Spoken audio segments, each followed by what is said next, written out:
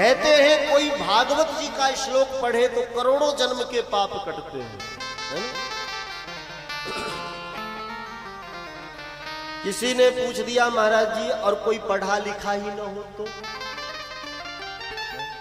अब पढ़े लिखे लोग तो भागवत पढ़ लेंगे, और जो पढ़े लिखे ना हो उनका कल्याण कैसे होगा?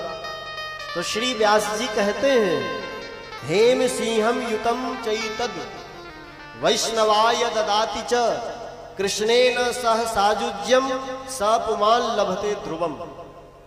कहते हैं यदि पढ़ा लिखा है तो श्लोक पढ़े, पाठ करें। अच्छा पढ़ा लिखा नहीं है तो कम से कम कथा ही सुन ले, है? तो भी पाप कटेंगे। फिर कहते हैं कदाचित यदि कथा भी श्रवण करने का अवसर न मिला जीवन में कभी, तो अपने जीवन काल में जीते जी भागवत ग्रंथ को स्वर्ण के सिंहासन पर विराजमान करके और वैष्णव को वो भेंट करे, दान करे, तो कहते हैं भगवान के सायुज्य मुक्ति को प्राप्त करता है वो। नहीं पढ़ सकते, नहीं सुन सकते, तो कम से कम ग्रंथ दान ही कर लो। और ऐसा पुराणों में लिखा है, कहते हैं जो लोग ग्रंथ दान करते हैं, ग्रंथ के नियमानुसार ग्रंथ दान करते हैं, तो इस जन्म में भले ही वे महाराज अक्षर ज्ञान से रहित हो, लेकिन ऐसे ग्रंथ दान करने वाले अगले जन्म में बड़े विद्वान बन करके संसार में प्रस्तुत होते हैं। ना पढ़ सके तो दान ही कर लीजिए महाराज।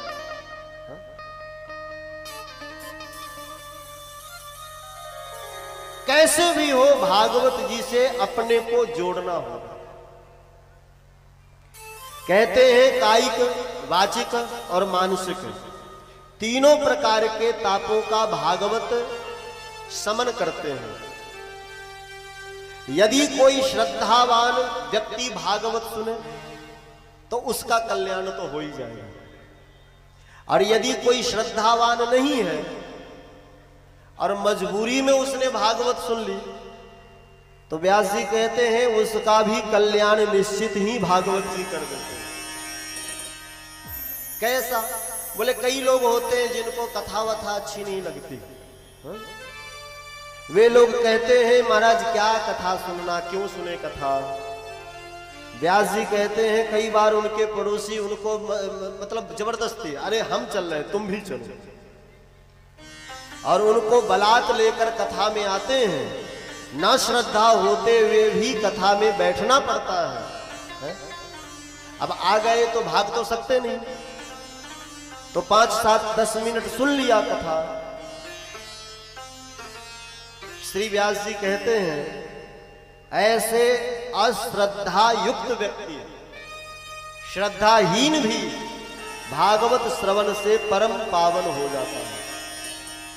अनायासेन तत्सर्वम सप्ताह श्रवणे लभेत।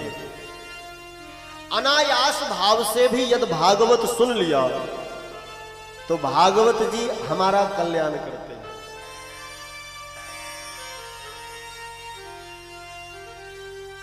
योगात् गर्जति सप्ताहो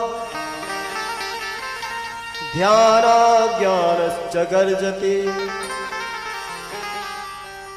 किं ब्रह्मो गर्जनं तस्य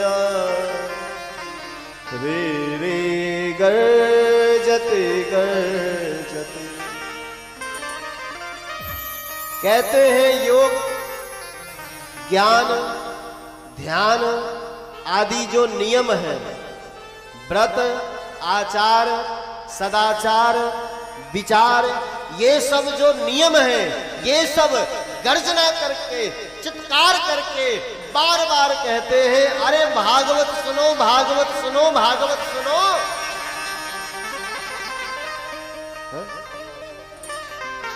इधर उधर माथा पटकने से क्या फायदा? अरे इतने कर्म कांड करो तब जाके मुक्ति मिले, हैं?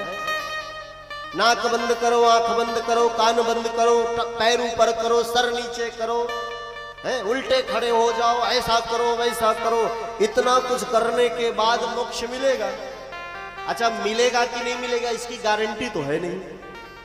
मुक्ति की गारंटी आप ध्यान से सुनिएगा। श्री व्यास जी कहते हैं मोक्ष की गारंटी संसार में वैदिक जितने भी कर्मकांड हैं कोई नहीं लेते कि आप इस कर्मकांड को करेंगे तो आप मुक्ति प्राप्त कर लेंगे। ऐसा दावा कोई भी विधि वेद का नहीं करते। लेकिन महाराज श्री व्यास जी कहते हैं कि ये भागवत जी तो एकदम दावा करके कहती हैं कि एक बार तुम भागवत सुन लो, तुम्हारी मुक्ति निश्चित है। हाँ। भागवत जी गर्जना करके कहते हैं कि इधर उधर मत भटको, आ जाओ भागवत श्रवण करो और मेरी शरण में आ जाओ, मैं तुम्हें मोक्ष प्रदान करूंगा, मैं तुम्हें मुक्ति प्रदान करूंगा। है?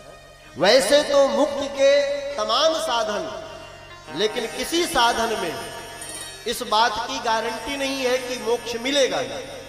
लेकिन भागवत जी तो मोक्ष की गारंटी लेकर के संसार में सबका कल्याण करते हैं। इसीलिए भागवत तो परम कल्याणकारी है।